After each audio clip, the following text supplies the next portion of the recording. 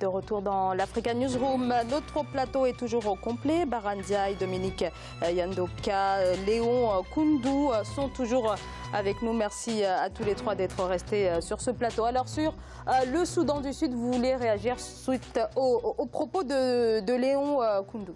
Bien sûr, ce qui se passe aujourd'hui, pourquoi je ne suis pas tout à fait d'accord avec vous, M. Koundou, c'est que, quelque part, moi j'aime bien la diplomatie, quelque part, parce qu'il faut toujours privilégier l'option politique, il faut privilégier le dialogue, il faut impliquer les différentes parties. Et si, par rapport à ça, il y a les éléments, les choses n'évoluent pas, là on peut privilégier une autre forme d'option, genre l'option militaire que je mets toujours en dernier, parce que le Soudan, c'est quoi son histoire? C'est que de la guerre. Ils ont connu que de la guerre depuis leur indépendance. Ils sont indépendants depuis 2011, de 2011 à 2013, ils ont connu la paix. Après, c'est la guerre civile. Mais que proposer d'autre que le dialogue en impliquant toutes les parties, même si vous n'êtes pas tout à fait d'accord par rapport aux membres aux éléments qui vont constituer en fait cette table ronde, la communauté internationale, l'IGAD, l'UA, les pays voisins. Moi, je dis qu'il faut les impliquer avec les belligérants et mettre en place un système de pression. Il n'y a que par la pression qu'on peut s'en sortir. Pourquoi aujourd'hui, regardez le cas de la Corée du Nord, regardez d'autres exemples où, comme l'Iran, les États-Unis, la France, les alliés ont mis la pression. La communauté internationale, c'est vrai que d'habitude, les résultats ne sont pas palpables sur le coup, mais il y a des exemples de pays dans lesquels la pression a fini par marcher après les pourparlers. Donc continuons les pourparlers en impliquant les différentes parties. Si on peut abonder dans votre sens, vous savez, il y a communauté internationale et communauté internationale. Il y a deux catégories de cette communauté internationale, c'est-à-dire que celle dite occidentale et la communauté internationale purement africaine. Plus généralement en Afrique... Pour moi, celle-là, c'est l'UA. Après... L'axe l'UA. Plus généralement, nous, les Africains, on vient toujours après coup. C'est-à-dire qu'à un moment donné, quand on se sent un peu en perte de vitesse, on veut bricoler quelque chose très rapidement pour montrer que nous aussi, on a notre mot à dire dans cette histoire. Au fond, tout le monde le sait. Le Soudan du Sud, aujourd'hui, ce n'est ni plus ni moins les États-Unis et d'autres puissances qui ont une emprise là-dessus. Si vous voulez que la paix puisse revenir, vous voulez que cet accord puisse être vraiment un accord sincère et que cela soit appliqué, mais la porte... je ne peux pas vous laisser dire ça. Si vous dites que c'est juste les États-Unis. Je vais vous expliquer. Mais ce ne sont pas les États-Unis. Pourquoi? Parce que le Soudan regorge de pétrole. Si c'était les États-Unis, elle est dans le sens de leur intérêt. C'est-à-dire stabiliser les pays pour qu'on puisse exploiter ce pétrole. Donc ce n'est pas le cas aujourd'hui. Mais non, mais enfin, au fond, c'est ça. C'est ça. Aujourd'hui, qu'à partir du moment, toutes les crises en Afrique peuvent être stoppées dans les minutes ou dans les jours qui suivent, si ce n'est qu'une question de décision politique. Et les gens en ont les moyens. Chez nous, en Afrique, et pas plus tard que dans cette partie de l'Afrique, en 2015, il y a déjà eu un accord. Et cet accord n'a jamais marché. Hier, tous les deux protagonistes, c'est-à-dire que les chefs, ils étaient là autour de la table. Et pourquoi aujourd'hui voulez-vous que nous croyions à cette initiative qu'à l'issue de ce dialogue politique ou cette intervention organisée par l'Union européenne, il va y avoir la paix. Les deux protagonistes ne sont pas là. À un moment donné, les deux protagonistes diront, c'est-à-dire je parle des chefs et des seigneurs de guerre, ils diront que moi je n'ai pas pris part à cela, j'avais envoyé des gens, mais ce n'est pas totalement ce que moi je disais à l'époque. Donc c'est juste un moyen pour se rétracter au moment venu. Ces accords, excuse-moi, mais ils sont partiellement validés. Pourquoi? Parce qu'un non, c'est quoi le premier point? C'est le cessez-le-feu. Le cessez-le-feu après le problème de la gouvernance. C'est-à-dire qu'on partage... Vu ça en 2000... Oui, mais il y a eu 10 cessez-le-feu en 4 ans, je l'ai évoqué tout à l'heure. Oui. Par contre, il faut essayer d'y croire. Sinon, où va le Soudan? Non. Donc, soyons optimistes. Le cessez-le-feu a été partiellement représenté et on sait qu'il y a des poches de rébellion qui ne sont pas maîtrisées par ni l'un des deux camps. Et ces poches de rébellion ne sont ni plus ni moins des fractions des deux entités. C'est-à-dire que le camp... J'ai pas les preuves de ça. Mais je vous le dis parce que ce ne sont que des fractions. C'est-à-dire qu'à partir du moment que quand je vais engager un dialogue de pourparlers, il faudrait bien que j'ai un moyen de pression quelque part pour permettre au cas où si les accords ne sont pas respectés, que je puisse faire pression sur mon adversaire. Alors... La solution, c'est un dialogue inter-sud-soudanais. C'est-à-dire que les gens doivent se regarder yeux dans les yeux. Toutes les couches de la société soudanaise doivent s'asseoir autour d'une table et de se dire la vérité et de regarder ce qui est... Mais c'est le cas actuellement. Alors, Monsieur Léon Koungou, une toute dernière question. Alors, depuis le début de la crise, ce sont bien sûr des dizaines de millions de morts, des 2 millions de personnes qui ont trouvé refuge par ailleurs dans les pays voisins. Plus de la moitié de ceux qui demeurent au Soudan du Sud dépendent complètement de l'aide alimentaire de l'ONU. Alors, on a vu que dans cette relance, il y a la prise, il y a la participation de représentants de la société civile. C'est une grande première dans les pourparlers autour de ce conflit. Est-ce que cette présence peut faire évoluer le processus de paix? Cette présence devrait faire évoluer le processus de paix à une seule condition, c'est-à-dire qu'il faut déjà qu'il y ait la paix sur le terrain, c'est-à-dire et par la suite on entame des dialogues. C'est-à-dire quand on parle par exemple d'accord, moi je voudrais souligner que tout ceci est formel, voire théorique.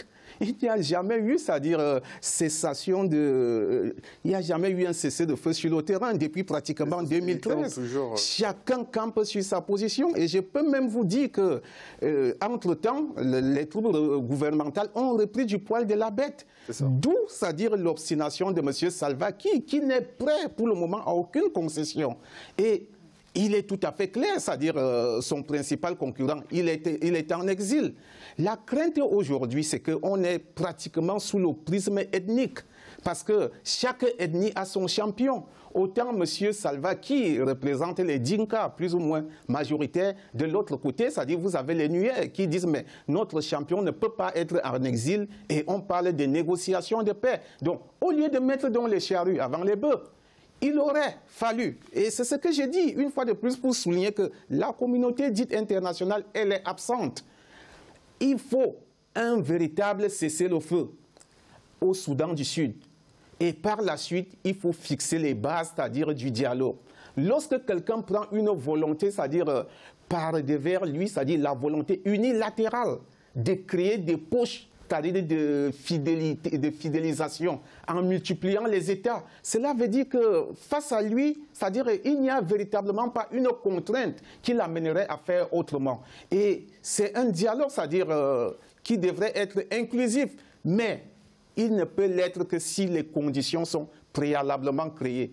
En ce moment, c'est-à-dire pendant que les gens sont en Éthiopie, renvoyant, c'est-à-dire des rendez-vous sur le terrain, comme vous l'aviez si bien dit, il y a des morts. Il y a presque 3,5 millions de déplacés.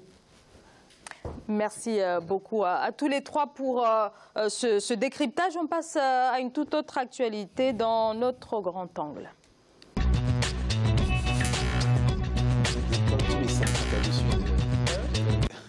Et on prend la direction du Ghana avec cette décision de la Banque centrale de baisser ses taux directeurs. Réduction de 100 points. L'institution monétaire fait passer ce taux à 17% et tout se passe bien, en tout cas tout se passe comme l'espère la Banque centrale. Les entreprises auront recours davantage au crédit pour investir. Les précisions d'Ibrahima Dioumaba. L'économie ghanéenne se remet peu à peu de la crise. La Banque centrale du Ghana a décidé de réduire ses taux directeurs de 100 points de base. Le taux directeur de l'institution bancaire est désormais de 17%, alors que le pays a enregistré des points positifs sur le plan macroéconomique. Il y a des indices de la stabilisation et de la consolidation de l'économie. Nos prévisions en matière d'inflation et de taux de change se réalisent. L'inflation, qui était de 9,4% au mois d'avril, devrait revenir au niveau visé par la Banque centrale, soit 8% à la fin de cette année. À rappeler que l'inflation a reculé de 8,5 points dans le pays depuis 2017, alors que l'économie devrait bénéficier de la remontée des cours du pétrole. Ça montre effectivement que l'économie ghanéenne commence à être stable. Les objectifs macroéconomiques du gouvernement sont atteints en termes de réduction de l'inflation et de réduction du taux de change. Donc ça veut dire que le pays a réussi à stabiliser son économie. Ça montre effectivement que les politiques mises en place par le gouvernement ghanéen ont fini par porter leurs fruits. Je pense qu'on a de bonnes perspectives. La dette publique est passée de 69,8% du produit intérieur brut à 60% en février 2018. Le gouvernement qui achève le remboursement d'un emprunt de 918 millions de dollars au Fonds monétaire international n'envisage plus de renouveler son endettement. Alors, baisse de l'inflation, réduction des taux directeurs par la Banque centrale. Et par ailleurs, la croissance du PIB ghanéen sera, en tout cas, devrait être la plus forte au niveau du continent africain cette année, devant celle de l'Éthiopie, pratiquement à 8,5% d'ici la fin 2018. Cette réduction des taux directeurs là, de la Banque centrale, ça témoigne d'une certaine embellie de cette économie qui a traversé quand même des longs mois, voilà, une période d'instabilité quand même assez importante. Moi je réponds oui d'entrée parce qu'en fait cette réduction du taux directeur, ça dit quoi en fait? Ça aujourd'hui met en exergue la bonne santé de l'économie ghanéenne, qui est aujourd'hui basée bien sûr sur ses mines. On sait que le Ghana est un grand producteur d'aluminium, de bauxite, mais également sur sa partie agriculture par rapport à la production de cacao d'une part. Mais il y a un autre sujet en fait que j'aimerais bien aborder, c'est que par rapport toujours au même contexte, c'est que le Ghana aujourd'hui est l'un des rares pays africains, avec l'Afrique du Sud et l'Algérie, à imprimer sa monnaie chez elle. C'est-à-dire que la monnaie, le CENI, est imprimée au Ghana, contrairement à tout le bloc des 15 pays du bloc CFA. Donc, quand on a sa souveraineté territoriale, de plus, on y ajoute la souveraineté monétaire, et bien sûr qu'on va stabiliser son économie. Et puis, vous l'avez bien évoqué dans le reportage qui a précédé, si le Ghana aujourd'hui est en train de rembourser un emprunt au niveau du FMI de 918 milliards et se projette en se disant « je n'emprunterai plus ». Moi, je pense que le Ghana est le meilleur élève de l'Afrique actuellement. Et par rapport au taux de croissance de 8,5% prévu, je pense qu'on peut faire confiance et être optimiste par rapport à l'économie ghanéenne. Léon Kungouf. Ce qui est intéressant avec ces pays, c'est qu'il y a toujours eu une lisibilité, c'est-à-dire par rapport à l'action menée par le pouvoir. Et comme il vient de le souligner, le pays était sous ajustement structurel et il a très bien tenu ses engagements. C'est-à-dire rembourser une dette de l'ordre de 918 millions de dollars, il faut le faire. Et aujourd'hui, on peut dire que des agrégats significatifs de l'économie sont pratiquement ouverts. Il convient quand même de souligner que le pays totalise, je dirais, une dette publique de l'ordre de 60%, c'est-à-dire du PIB. Et ça dit que si le Ghana était un pays de l'Union européenne, il aurait, je dirais, les acclamations et les félicitations de Bruxelles. Donc, ce qui veut dire que le pays fait des efforts. Mais ce qu'il convient de souligner par rapport à ce que vient de faire la Banque centrale, c'est un point de départ. Mais ce point de départ ne doit pas être considéré, c'est-à-dire comme une ligne d'arrivée. Donc, il y a des efforts à faire parce que le geste est fait en direction des banques commerciales. Il faudrait que ces banques commerciales jouent franc jeu. Autrement dit, lorsqu'on emprunte à un taux raisonnable auprès de la Banque centrale, il faut qu'au niveau des crédits que vous êtes appelés à octroyer au secteur, disons, aux ménages et aux entreprises, il faut que ces crédits soient à un taux raisonnable. C'est ce qu'on attend, c'est-à-dire... alors justement, est-ce que le contexte actuel va permettre de relancer les investissements? Naturellement, ça va permettre de relancer les investissements parce que quand on baisse le taux près de 100 points dans un pays, parce qu'il faut considérer le Ghana comme un pays en Afrique, un pays émergent, hein, et malgré des périodes de crise que le Ghana a connues par le passé, mais son économie a toujours tenu. Là, ça va permettre d'injecter dans les ménages et dans des entreprises, bien entendu, beaucoup plus, je pense qu'ils vont investir beaucoup plus dans le secteur agricole. Parce que l'agriculture, le Ghana avait une vision à long terme de l'agriculture, c'est-à-dire que, vu leurs prévisions, ils étaient même sur le point de dépasser, vouloir peut-être dans les 10-15 ans, pouvoir dépasser la Côte d'Ivoire en termes de production de cacao. Donc ça va injecter dans l'assiette du ménage et les entreprises vont emprunter non seulement pour créer des emplois, et ça ne peut que faire prospérer le pays.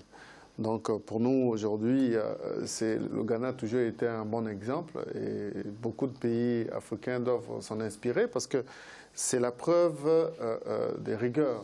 Le gouvernement ghanéen depuis X temps, quel que soit le régime, a toujours tenu à sa promesse, a fait preuve de rigueur dans la gestion de leur économie.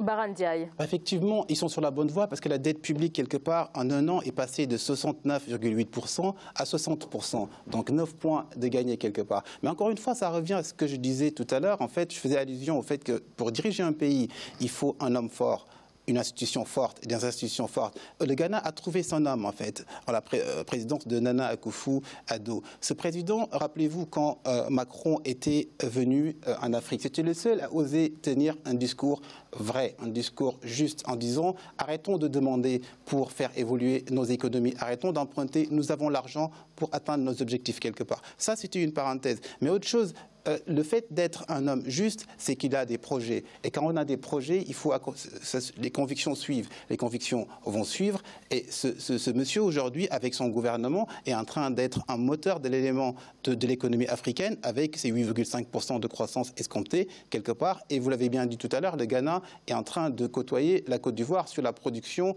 en ce qui concerne l'agriculture, du cacao. Hormis ça, nous avons de l'aluminium, nous avons du bauxite, nous avons au Ghana, excusez-moi, le lapsus, du pétrole. Donc je pense que l'objectif peut être atteint. Donc le Ghana, l'une des économies finalement les plus diversifiées dans la région et même d'Afrique. Oui, mais ce que je voulais souligner, c'est qu'en fait, on ne va pas totalement lui donner en fait, tous les lauriers possibles, mais il convient de souligner que ses prédécesseurs ont aussi joué un rôle tout à fait fondamental. Mais je voudrais une fois de plus préciser que l'autodirecteur, c'est-à-dire en lui-même, c'est ce que les économistes appellent la désinflation. C'est-à-dire, ça n'a pu jouer que sur ça. C'est-à-dire, il va falloir entrer dans une autre phase. C'est-à-dire parce que nous étions dans une période d'augmentation des prix. Bon, s'il va falloir les baisser, il faut entrer dans ce que les économistes, je pense, appellent souvent la déflation, c'est-à-dire les pérenniser dans le temps. Ce n'est qu'à ce niveau que, je dirais, le particulier, c'est-à-dire que ce soit le ménage ou alors l'entreprise peut véritablement saisir, c'est-à-dire ce qui a été posé comme geste par la Banque centrale. Or là, on est tout simplement en train de jouer sur un taux qui, je le répète, est d'abord en faveur, c'est-à-dire des banques commerciales. Merci. Merci à tous les trois. On marque une courte pause. Restez avec nous pour la troisième et dernière partie de l'Africa News.